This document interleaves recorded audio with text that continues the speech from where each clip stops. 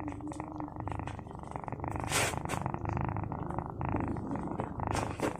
nakita mo na yung nalaglag, hindi mo pa ayusin.